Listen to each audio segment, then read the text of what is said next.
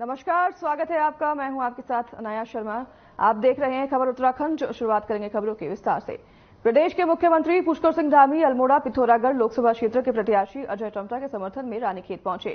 CM Dhami ने BJP प्रत्याशी अजय टम्टा के लिए रोड शो कर जनसभा में वोट भी मांगे। सीएम ने विशाल जनसभा को संबोधित किया। इस दौरान सीएम ने केंद्र और राज्य सरकार की जन कल्याणकारी योजनाओं के बारे में बताया। उन्होंने जनता से तीसरी बार नरेंद्र मोदी को प्रधानमंत्री बनाने की अपील की। कार्यक्रम में मुख्यमंत्री धामी ने बीजेपी ज्वाइन करने वालों का फूलमाला से स्वागत किया। उन्होंने लोकसभा चुनाव में 100% अपना वोट बीजेपी के पक्ष में डालने की अपील की।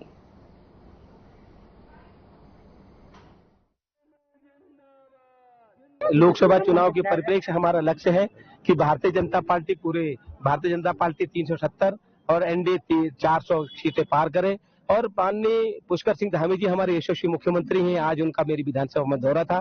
हम सब ने, पूरी जनता ने, पूरी रानीखेत की जनता आज जिस प्रकार एक सैलाब के रूप में सड़कों पर उमड़ के आई अपने यशस्वी मुख्यमंत्री जी के स्वागत में, और उन्होंने एक वादा किया है कि इस बार हम 25,000 से भी ज्यादा वोटों से इस विधानसभा को जिताएंगे। फल मिलने का समय आ गया है, इसलिए फल देने का काम देश की जनता करेगी, हम सब लोग करेंगे, आप सब करेंगे। प्रधानमंत्री जी के नेतृत्व में आज देश के अंदर जो विकास की गाथा है, नई गाथा आज देश के अंदर लिखी जा रही है। मोदी सरकार की योजनाएं गरीबों के लिए है, पिछड़ों के लिए है, देश के सीमांत क्षेत्रों के लिए है। भाइयों बहनों, क्योंकि मोदी जी स्वयं एक गरीब परिवार में पैदा हुए हैं। आप जानते हैं कितने सामान्य परिवार में पैदा हुए, इसलिए उन्होंने वो सब गरीबी नजदीक से देखी है। उत्तराखंड में बीजेपी कांग्रेस समेत तमाम विपक्षी दलों को लगातार झटके दे रही है। इसी के तहत कांग्रेस समेत तमाम दलों के सैकड़ों नेताओं ने बीजेपी का दामन थामा है। बीजेपी प्रदेश अध्यक्ष महेंद्र भट्ट, राज्यसभा सांसद नरेश बंसल समेत पार्टी के अन्य वरिष्ठ नेताओं ने सभी का पार्टी में स्वागत किया है। वहीं बीजेपी प्रदेश अध्यक्ष महेंद्र भट्ट ने पत्रकारों से बातचीत में दावा किया है कि अभी भी काफी बड़ी संख्या में कांग्रेस समेत तमाम विपक्षी दलों के नेता उनके संपर्क में हैं। जल्द ही सभी विपक्षी दलों के नेताओं को पार्टी में शामिल कराया जाएगा।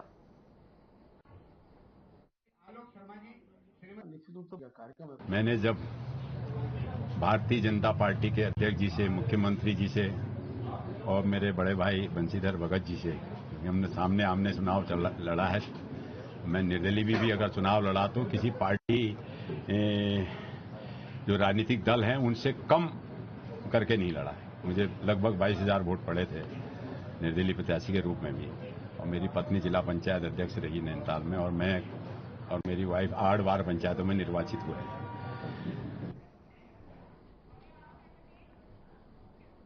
खबर अल्मोड़ा से है, जहां निर्दलीय प्रत्याशी अर्जुन कुमार देव को नाम वापसी के बाद अल्मोड़ा लोकसभा में कुल 7 उम्मीदवारों के बीच चुनावी जंग होगी।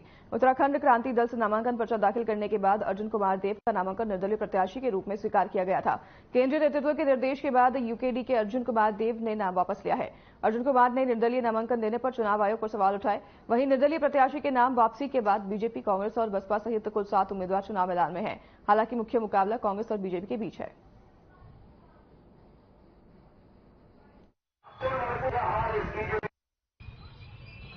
लोकतंत्र की निर्मम हत्या की जा रही है। मैं युवा प्रत्याशी हूँ, मैं शिक्षित हूँ, मैं गरीब परिवार का प्रत्याशी हूँ। मैं जनमुद्दों की लड़ाई लड़ने जा रहा था। मेरा क्षेत्रीय दल उत्तराखंड क्रांति दल के रूप में मेरा नामांकन हो चुका था।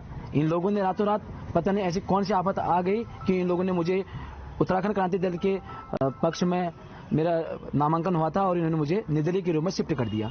तो कहीं न कहीं ये लोग षड्यंत्र रच रहे हैं। राष्ट्रीय पार्टी के साथ मिलकर इन लोगों ने षड्यंत्र रच रखा है और इसके साथ मेरा नामांकन इन्होंने निर्दलीय के रूप में शिफ्ट कर रखा है। यदि अगर मेरे प्रपत्र गलत पाए जाते तो मेरा नामांकन रद्द होना चाहिए था।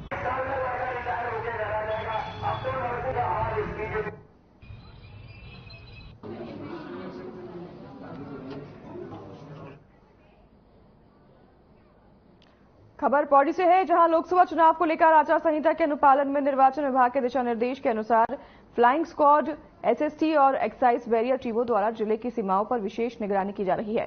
जानकारी देते हुए जिला निर्वाचन अधिकारी और जिलाधिकारी डॉक्टर आशीष चौहान ने बताया कि लोकसभा चुनाव निर्विघ्न संपन्न करवाने के लिए अवैध कैश, शराब और ड्रग्स की धरपकड़ को लेकर चल रहे अभियान के तहत गठित टीमों द्वारा अभी तक 15 लाख से अधिक की लागत की शराब, ड्रग्स के साथ ही कैश भी बरामद किया गया है। चुनाव को लेकर प्रशासन लगातार अलर्ट मोड पर नजर आ रही है। आपको बता दें कि चुनाव नजदीक है, ऐसे में पुलिस प्रशासन भी अपनी कार्रवाई लगातार कर रही है। ऐसे ही चेकिंग अभियान भी पुलिस के द्वारा चलाया जा रहा है। तो वहीं अभी तक 15 लाख से अधिक की शराब पुलिस ने बरामद कर ली है। चुनाव को लेकर प्रशासन अलर्ट मोड पर है और चेकिंग अभियान लगातार पुलिस चला रही है, जिसको लेकर आपको बता दें कि पुलिस ने अभी तक 15 लाख से ज्यादा की शराब बरामद कर ली है।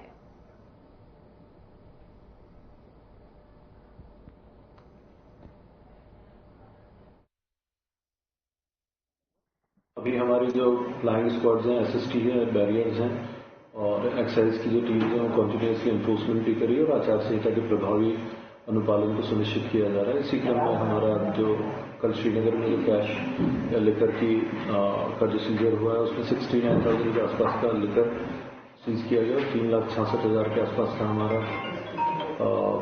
कैश सीज किया गया। सिमिलर लाइन पर अगर हम देखें तो 7,99,000 का अभी तक कुल कैश हम लोगों ने सीज किया और 15,82,000 की टोटल रिकवरी।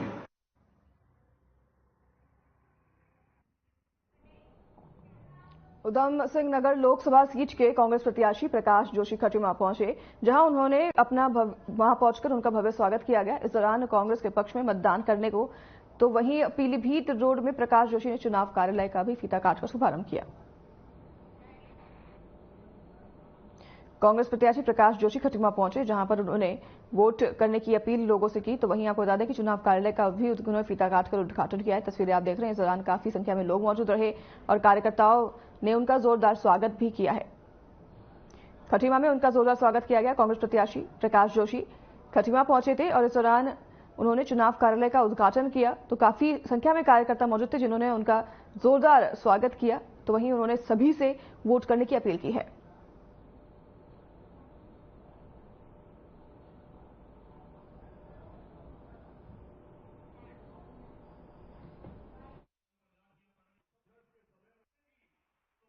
पूरी एकजुटता से चुनाव को प्रकाश जोशी खुद प्रत्याशी बनकर लड़ाने का फैसला किया है और साथ में प्रण लिया है कि 5 साल से सांसद यहाँ प्रतिनिधित्व कर रहे हैं। अजय भट्ट जी पूरे निष्फल हुए हैं, पूरे उदासीन है क्षेत्र के प्रति, उनको पूरा बेनकाब करेंगे। अपनी सांसद नीति का 40% पूरा और तमाम ऐसी बातें हैं जिन गाँव को उन्होंने दूध लिया उन गाँव की तरफ पलट करनी है, उनको बेनकाब करने का प्रण लिया है और प्रण लिया कि हमारी कांग्रेस की जो जनता की प्रति नीतियां हैं। लोकसभा चुनाव की सरगर्मियां धीरे धीरे बढ़ती दिख रही हैं। इसी कड़ी में नैनीताल लोकसभा क्षेत्र के कांग्रेस प्रत्याशी प्रकाश जोशी ने नगरपालिका के 2 पूर्व अध्यक्ष हाजी अनवर अहमद और हरीश दुबे को कांग्रेस कार्यालय में पार्टी की सदस्यता दिलाई है। निवर्तमान पालिका अध्यक्ष हरीश दुबे ने सबसे पहले अपने संबोधन में कहा कि मेरे अपने 5 साल के कार्यकाल में 9 मुकदमे मुझ पर दर्ज कराए गए हैं। नीचे स्तर पर लेकर ऊपर तक उनके व्यवहार रवैये अच्छे नहीं है। लोगों को ब्लैकमेल किया जा रहा है और कुछ भी बोलने पर मुकदमे लगा दिए जाते हैं। उन्होंने साथ ही कहा कि कहां कांग्रेस के लोग अपनी मर्जी से जुड़ते हैं, लेकिन बीजेपी के अंदर लोग धमकाने पर या भ्रष्टाचार करने को छुपाने को लेकर जुड़ते हैं।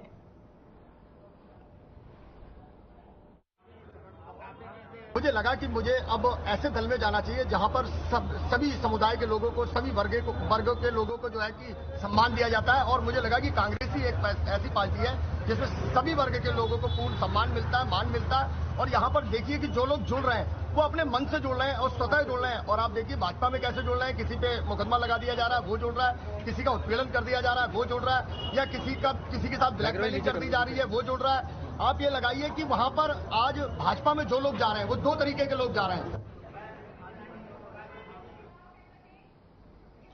गोदाम के व्यवस्थापक रामेश्वर दास महाराज ने प्रेस कॉन्फ्रेंस की। उन्होंने कहा कि 8 अप्रैल को गुरु महाराज का आगमन होगा, जिनके स्वागत की तैयारियां जोरों पर चल रही हैं।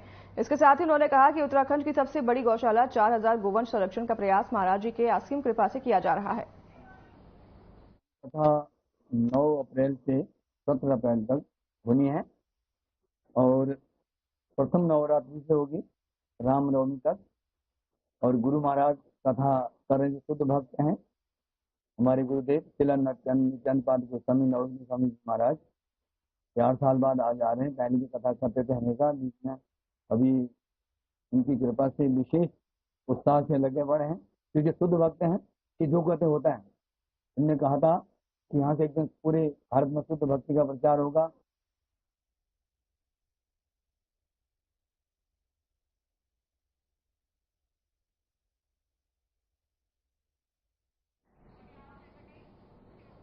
बीजेपी से लोकसभा प्रत्याशी त्रिवेंद्र सिंह रावत लक्सर पहुंचे, जहां उनका भव्य स्वागत किया गया। कार्यकर्ताओं द्वारा उन्हें पुष्प गुच्छ देकर सम्मानित किया गया।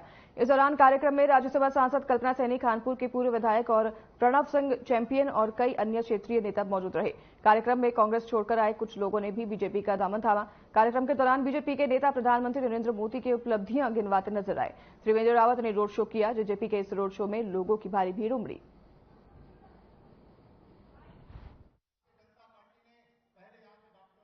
किसानों के जो चारों संगठन हैं उनका मुझे पूरा सहयोग मिल रहा है। इसका मतलब यह है कि किसान मेरे साथ में है।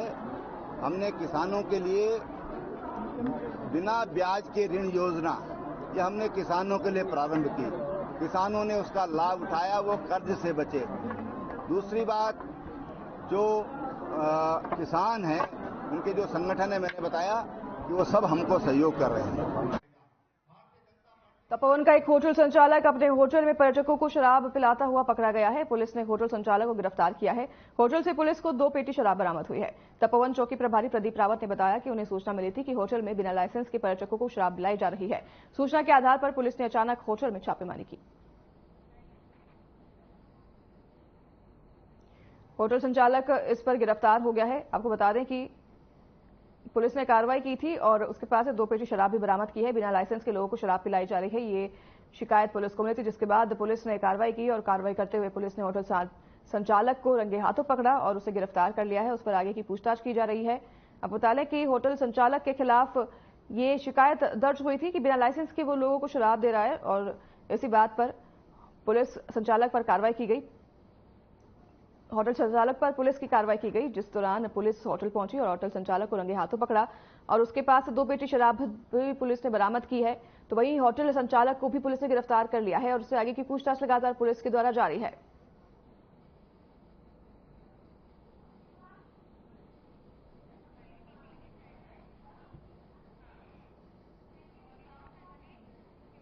अल्मोड़ा जिले के विकास खंड सल्च के बोल तल्ला में गुरुवार को दिन दहाड़े 2 गुलदार एक साथ दिखने से ग्रामीणों में दहशत मच गया। बीते दिनों में गुलदार दिन दहाड़े 2 ग्रामीणों पर हमला कर दिया था, जिसके बाद से ही वन विभाग अलर्ट मोड पर हो गया था। वन क्षेत्र अधिकारी मोहन गंगा शरण के नेतृत्व में वन विभाग की टीम ने बोर्ड तल्ला में गुलदार को पकड़ने के लिए पिंजरा लगवाया। साथ ही गुलदार की गतिविधियों पर नजर रखने के लिए 2 ट्रैप कैमरे भी लगाए गए, जिससे कि गुलदार की गतिविधियों पर नजर रख सके। हालांकि पिंजरे लगने के बाद स्थानीय ग्रामीणों ने राहत की सांस ली। वन विभाग की टीम द्वारा लगातार क्षेत्र में गश्त किए जा रही है।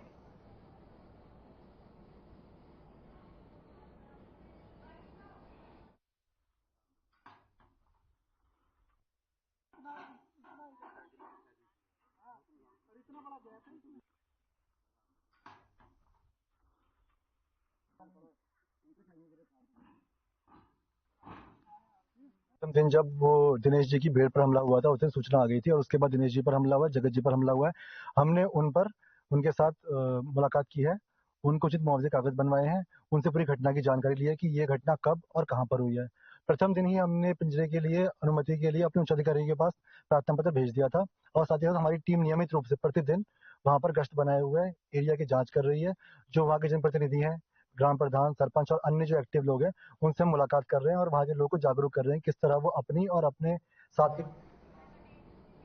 मुनिकेती थाना क्षेत्र में टेम्पो और ई रिक्शा चालक ट्रैफिक नियमों की धज्जियां उड़ाते हुए पकड़े गए हैं। बता दें कि इंस्पेक्टर रितेश शाह की टीम ने नियम तोड़ने वाले चालकों के 22 टेम्पो और ई रिक्शा पकड़कर सीज कर दिए हैं। अचानक पुलिस की इस कार्रवाई से टेम्पो और ई रिक्शा के चालकों में हड़कंप मच गया है। चालक हाथ पैर जोड़कर पुलिस की कार्रवाई से बचने का प्रयास करते हुए भी नजर आए, लेकिन पुलिस ने किसी की एक न सुनी और ताबड़तोड़ टेम्पो और ई रिक्शा को सीज किया। इंस्पेक्टर रितेश शाह ने बताया कि पर्यटन सीजन शुरू हो गया है, ऐसे में ट्रैफिक नियमों के उल्लंघन के क्षेत्र में जाम लगा रहता है, जिससे कतई बर्दाश्त नहीं किया जा सकता।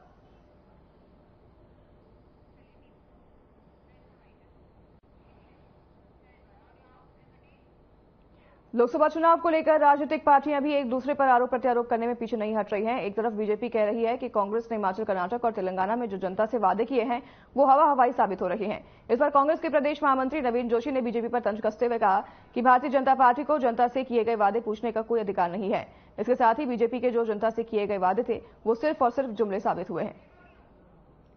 गारंटी की जहां तक बात है, भारतीय जनता पार्टी को गारंटी पूछने का कोई अधिकार नहीं है। जो इनके जुमले थे, जो गारंटी थी, आज ये पूरे समाचार पत्रों के माध्यम से पूरे चैनलों के माध्यम से मोदी की गारंटी का एक ये प्रचार प्रसार कर रहे हैं। मोदी की गारंटी हम पूछना चाहते हैं। आपने कहा था 15 लाख रुपए हर किसी के खाते में आएंगे, कहाँ है वो गारंटी? कहाँ किसके खाते में आए? आपने कहा था कि हम काला धन लेके आएंगे, कहाँ आया काला धन? आपने कहा था कि हम 2 करोड़ बेरोजगार युवकों को प्रतिवर्ष रोजगार देंगे, उसकी गारंटी आपने ली थी, वो गारंटी कहाँ है?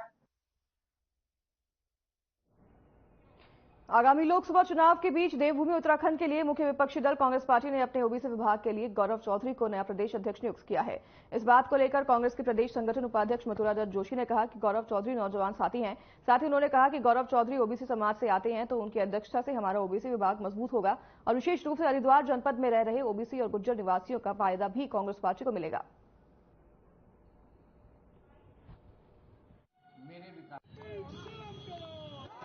इस कमेटी द्वारा श्री गौरव चौधरी जी जो झबरेड़ा के चेयरमैन हैं हरिद्वार जनपद में, उनको ओबीसी विभाग का अध्यक्ष बनाया है। नौजवान साथी हैं और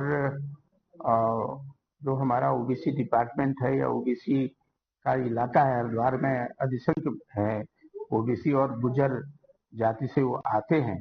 उनके बनने से निश्चित रूप से ओबीसी विभाग हमारा मजबूत होगा और जो हमारे यहाँ उनका प्रभाव है उस क्षेत्र में, विशेषकर हरिद्वार जनपद में, उसका फायदा पार्टी को मिलेगा।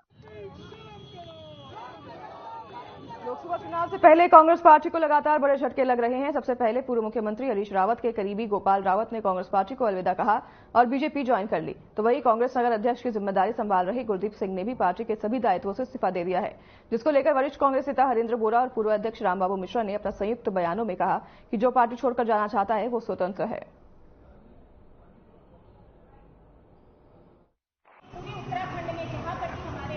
लोग स्वतंत्र हैं, पार्टी में जाते आते हैं।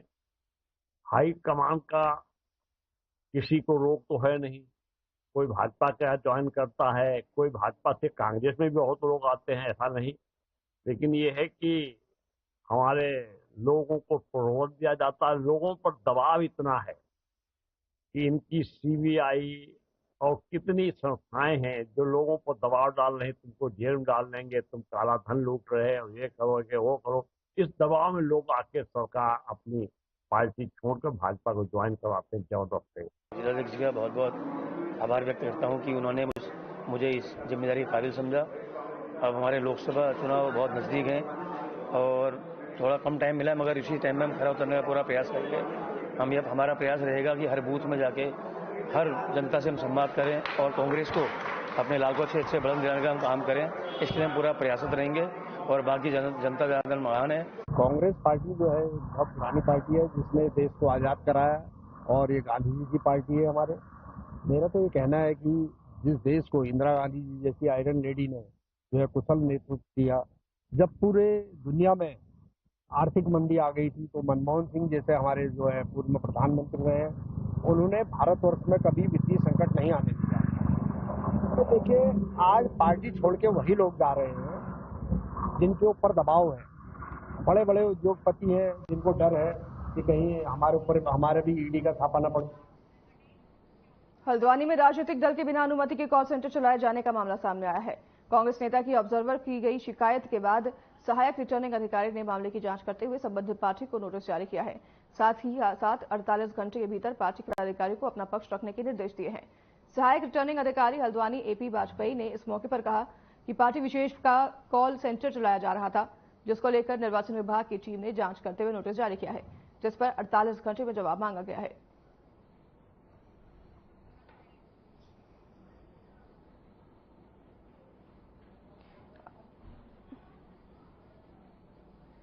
इस कॉल सेंटर को नोटिस जारी किया गया है प्रशासन के द्वारा। आपको बता दें कि फर्जी कॉल सेंटर का भांडाफोड़ किया गया है। फर्जी कॉल सेंटर चलाया जा रहा था, नेता की साठगांठ भी इसमें सामने आ रही है।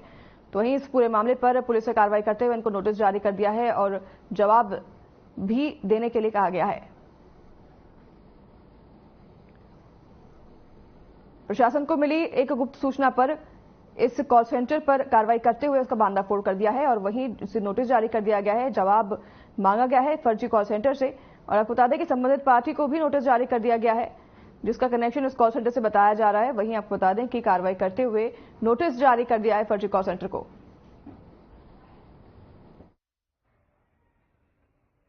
हम हमें एक शिकायत प्राप्त हुई है और माननीय सामान्य प्रेक्षक महोदय के माध्यम से भी उसमें हमें शिकायत की कॉपी मिली थी। उसमें ये कहा गया है कि नैनीताल रोड पे एक पार्टी विशेष द्वारा एक कॉल सेंटर के रूप में संचालन किया जा रहा है और वहाँ से कॉल्स की जा रही हैं और वो आचार संहिता की परिधि में आता है। तो उसी के दृष्टिगत संबंधित पार्टी के पदाधिकारी को 48 घंटे के अंदर अपना प्रत्युत्तर प्रस्तुत करने के लिए नोटिस इश्यू किया गया है। बुजुर्ग महिला से चेन स्नैचिंग करने वाले 2 बदमाशों को ऋषिकेश पुलिस ने गिरफ्तार किया है। बता दें कि ऋषिकेश में आईडीपीएल चौकी क्षेत्र अंतर्गत बुजुर्ग महिला से 2 बदमाश स्नैचिंग कर फरार हो गए थे। बुजुर्ग के दामाद की शिकायत पर पुलिस ने मुकदमा दर्ज कर चेन स्नैचिंग करने वाले बदमाशों को गिरफ्तार कर लिया है। आरोपियों के कब्जे से स्नैचिंग की गई है और चेन भी बरामद हुई है। पुलिस ने दोनों आरोपियों को कोर्ट के आदेश पर जेल पहुंचा दिया है। बता दें कि दोनों बदमाश नशे के आदी हैं और बदमाशों ने नशे की लत को पूरा करने के लिए चेन स्नैचिंग की वारदात को अंजाम दिया है।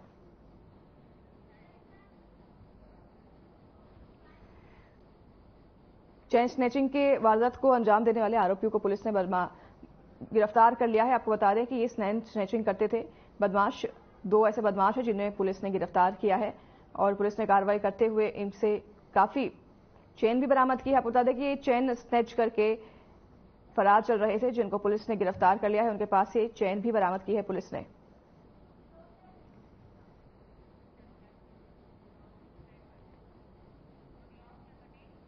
हल्द्वानी के शिक्षा नगर लामाचौड़ में शराब की दुकान खोले जाने का लोगों ने विरोध शुरू कर दिया है। उपजिलाधिकारी कार्यालय में पहुंचे और लोगों ने कहा कि उनका क्षेत्र शिक्षा नगर के नाम से प्रसिद्ध है, वहां कई शिक्षण संस्थान हैं। ऐसे में वहां जानकारी ग्रामीणों को मिली है कि आबकारी विभाग द्वारा शराब की दुकान प्रस्तावित की गई है, जिसमें एक स्थानीय जनप्रतिनिधि द्वारा अनापत्ति भी दी गई है, लेकिन बावजूद इसके संबंधित विभाग ने मौका मुआयना नहीं किया और न ही कोई एक्शन लिया। ऐसे में अब वो आंदोलन करने के लिए बाध्य होंगे।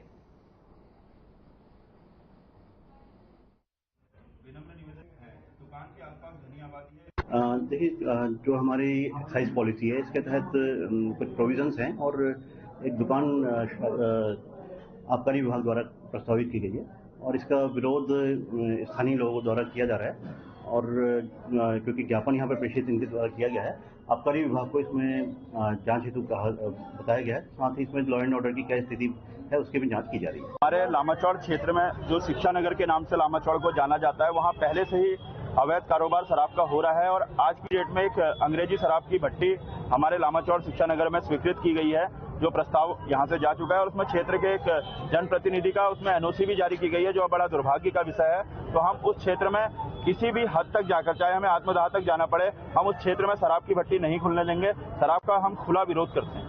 खोली जा रही है किसी दिगर व्यक्ति के द्वारा, जिसका हम पुरजोर विरोध कर रहे हैं समस्त जनप्रतिनिधि और जन समर्थन के साथ, और जिसका हम पूर्ण रूप से विरोध करेंगे। चाहे हमें आत्मदाह करना पड़े, आंदोलन करना पड़े, किसी प्रकार की कोई समस्या हो तो उसके लिए हम पुरजोर विरोध करेंगे। इससे पूर्व भी कई दुकानें ऐसी है जहाँ पे स्नैक बिकती है, चरस बिकती है, तमाम चीजें वहाँ पे बिकती है, उसके बाद भी आप लोग के द्वारा कोई संज्ञान नहीं लिया। आज क्या ऐसी नौबत आई कि आप लोग यहाँ पे आए हैं? हम बराबर पूर्व में भी और अभी भी नशा मुक्त अभियान बराबर चलाते रहते हैं समय समय पर, जिसमें हम समस्त प्रशासन से भी एक आग्रह करते हैं कि समय समय पर उस चीज का अनुपालन किया जाए, जिससे कि यह कारोबार और ये अवैध शराब की दुकान का रोक लगे। तो फिलहाल इस बुलेटिन में हमारे साथ बस इतना ही। नमस्कार।